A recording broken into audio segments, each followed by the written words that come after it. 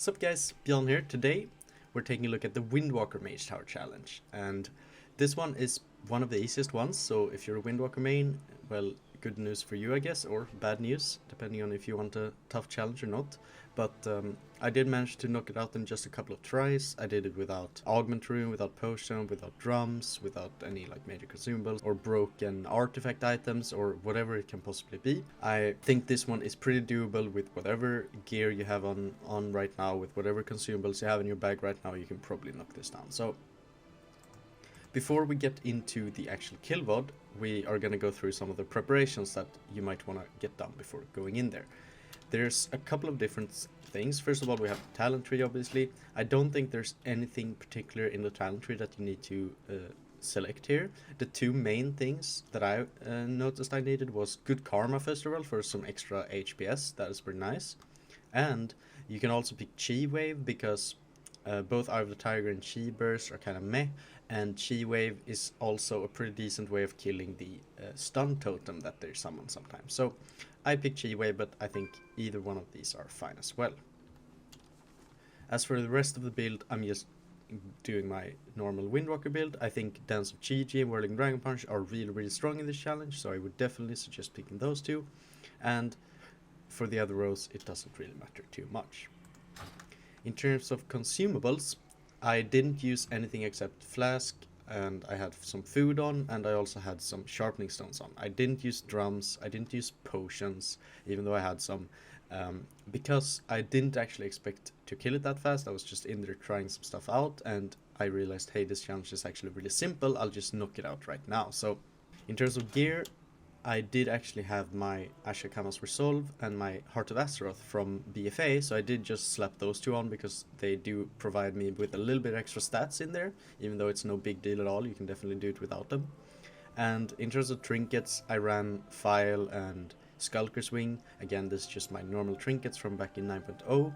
I didn't really think too much about it, but if we look at my DPS here, you can actually see that my Liquefying Ooze did quite a bit of damage, and Skulker's Wing wasn't too bad either, so those two seem to work fine for me. You could also go the extra distance here and create some macros for yourself, and it isn't the worst idea in the world, but I found that I didn't really need too much macros. I did create an interrupt macro for Tugar Blood Totem, but I ended up actually not using it a lot. I just swapped targets and interrupted normally instead. And another thing you could consider would be to make, for example, a paralysis macro for the big worm, Yormug, because you will need to paralyze his Sonic Wave cast sometimes, and having that macro already can obviously be kind of nice. Other than that though, I don't think that you need any specific macros on Windwalker. The challenge is actually very simple. Okay, without further ado, let's take a look at the kill VOD and see how you actually beat this thing. Okay guys, let's take a look at the actual kill VOD then.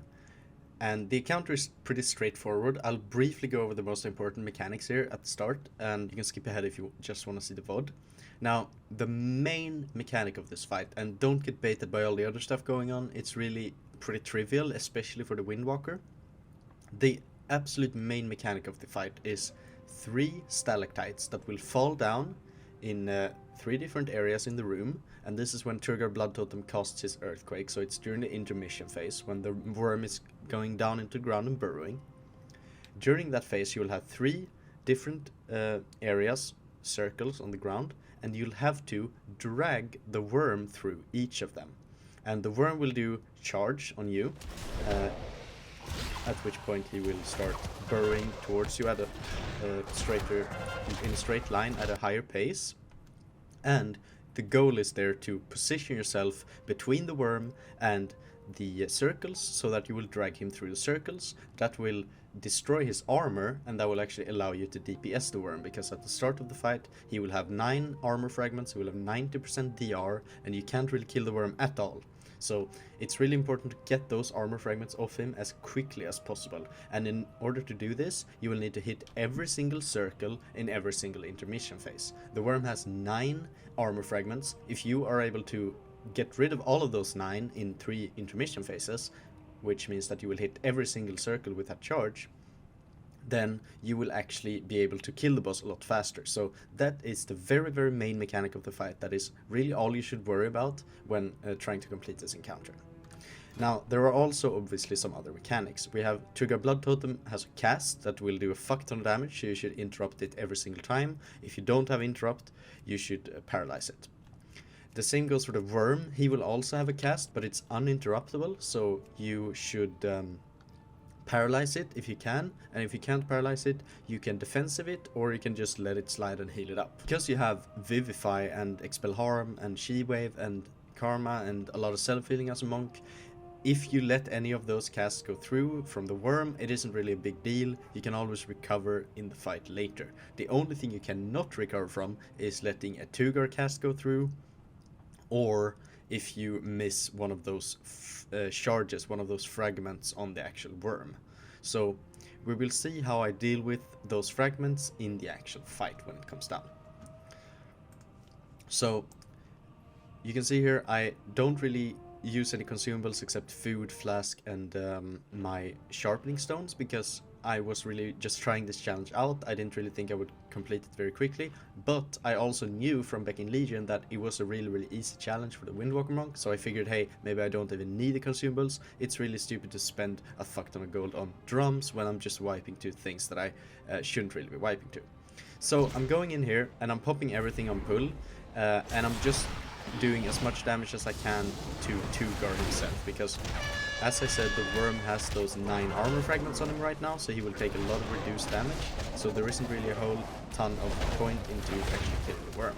I did also tag him up there for a little bit of extra Mark of the Crane value, and I crucially saved my spinning crane kick procs for these little ads here. So you can see I killed those ads, and I crucially positioned myself good so that the Worm would actually hit 2 of the spots with 1 charge, and then I only had 1 circle left for the next charge, and that was really easy to do, right? Since these 3 circles will always spawn in a triangular pattern, you should make sure that the first charge goes through 2 of them, because the first charge you will always be able to actually position so that it will go through 2 of the areas. Now, if you position a little bit incorrectly at the start and you only get the charge through 1 of the areas on the first charge, then you might have a scenario on the second charge where you just simply cannot actually get it to line up with both of the remaining areas. And in that scenario, you maybe can still kill the boss with some consumables and some good play, but when that happened to me, I just simply reset the encounter, because I figured, hey, it's gonna take too long if the boss has a lot of VR all the time. So this is really the crux of the fight here. When the intermission starts and he starts spawning these little ads, your first instinct is to just like go to the ads, pop everything on them and kill them ASAP, right? And that is a good idea, but the problem is that you also need to very accurately keep in mind your positioning in relation to the big Worm and his charge, right? Because you need to get that first charge through 2 of the stalactites. That means that even if you might lose some DPS on the ads, might lose some uptime on everything, it's well worth it to just make sure that the charge from the behemoth goes through the actual stalactites. Otherwise the whole encounter will be fucked later on, so there's no point in really killing the ads a lot quicker. And the ads themselves are also pretty useless. The eggs don't do anything, and once they summon the bile splitters are actually really easy to deal with as well, so even if you don't kill the eggs in time, it doesn't matter at all. In addition to this, you're also playing a Windwalker, right? So you will have Whirling Dragon Punch for this, you will have a Spinning Crane Kick proc for this once in a while, and you will also just be able to Spinning Crane Kick freely as much as you like on those ads. So killing them should not really be a priority, and it's really quite easy in whatever situation you find yourself in. The biggest problem is, as I said, getting that charge through the stalactites, but also managing the casts from the Tugar Blood Totem guy and also the big Worm. Now, I usually rotate through a couple of defensives with the normal cast here. I pop Karma on the first one, I paralyze the second one maybe, and then I maybe pop Fortifying Brew on the third one if I don't have anything up. Otherwise, I'll just go back to parrying again, or paralyzing again. You can see here that I make sure to hit the charge through 2 of the stalactites before killing all the eggs. Even now I haven't even killed the Spile Splitter, but it doesn't matter because he doesn't do anything, right? He just does a little bit of AoE that you can easily dodge, and he isn't really a big threat whatsoever. Now, the worm has actually lost all of his armor fragments, so this is where I really need to start pumping as hard as I can into the worm. And you can see my Sven is coming up in 1 second here, so I'm lining up for a big burst window here with all my CDs, and I'm gonna try to get this worm down as low as possible now when he has no armor fragments left. But I'm still cleaving obviously a little bit since I'm a Windwalker monk, and there's 3 targets here. Now, I will get another intermission here, in which obviously the boss already has the lowest amount of armor fragments, so he can't really lose any armor fragments here, but you just play out the intermission as normal, try to kill the ads as quickly as possible maybe, try to heal up, and since you know that the Tugar Blood Totem guy is not really a DPS check here, right? He will die before the worm, whatever you do, basically from this point on. So you don't really need to kill him, you can just focus on staying alive, healing yourself, and making sure to play the encounter very safe at this point. And this is also why the encounter is so easy, right? There's nothing hectic going on whatsoever here. And the only really difficult part is getting that charge with stalactites every single time. Now, the worm is down again here, and he has no armor, so I'm obviously going to try to pump into him as much as I possibly can. I don't really have any consumables, my cooldowns are also kind of scuffed here, so I'm not really doing that much damage to the worm, but as long as I get him down in time for the enrage, it doesn't really matter. Now, we get another intermission phase here, in which again I can't really get any armor charges off him, so it doesn't matter too much. I'll just jump around and do nothing here, while trying to not kill Tugar too hard, because if I do, the worm will actually enrage and he will become a lot harder to deal with. So it's in my best interest here to just keep Tugar alive until the worm comes up again, and then I can maybe kill them at the same time with my AoE, instead of actually having to first kill this guy and then see the worm enraging when I don't have karma, when I don't have any defensives, and anything like this. So I end up putting Fortbri here on this Sonic Scream. I could have paralyzed it, it would probably have been better to paralyze it, but I'm also a little bit scared to maybe paralyze too early, because once the worm enrages, he will actually start doing a really big amount of damage with those Sonic Screams, so saving para for the enrage can be very nice. But as you see, it doesn't matter, I managed to delay Tugar dying long enough for me to just finish off the worm right afterwards. The fight timer was 6 minutes and 32 seconds, so it was a fairly long fight, but again, I didn't use any consumables, I didn't really maximize damage on the Yormog maybe as much as I could have, and I didn't do a butt ton of DPS, let's say. So I'm sure there's a way to do this quicker, more efficient, but all in all, it was a very, very simple challenge to just knock out in a few tries. Don't really need any big consumables, don't really need any gear for it, don't really need any macros, you can just roll in there and do your thing.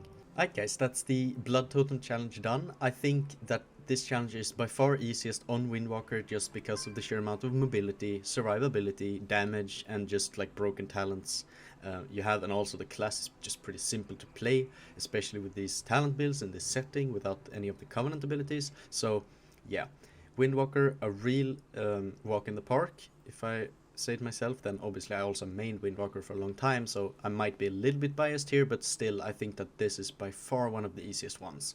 I would again reiterate that point, that getting the scales off of Yormug the Worm, like actually making sure to charge through every single one of those scales, is incredibly important for you to actually meet the DPS check here. And killing the Turgar Blood Totem guy, maximizing DPS on him, is not really a big deal, because at the end of the fight you will still have both of them alive, and Turgar will probably die before the worm every single time if you did the correct amount of damage. So putting more or less damage into Turgar is probably not going to matter that much at the end of the encounter, and that's also why I found that I didn't really need any consumables or anything like that for this challenge. Alright guys, if you want to see more content like this, if you want to see more guides, then I would strongly suggest you subscribe down below, because it's gonna help me out a ton as well, and you're gonna get some nice quality content. So hit that button, maybe even leave a like if you like the video, and I'll see you in the next one. Have a good one. Bye bye. Huh? Oh, you're still here. Well, I'm sorry. I think you should probably go and check out a video maybe over here or somewhere here. You can even subscribe down here. That would be really, really nice. I would highly appreciate that. I'm gonna go snort some more lines. See ya.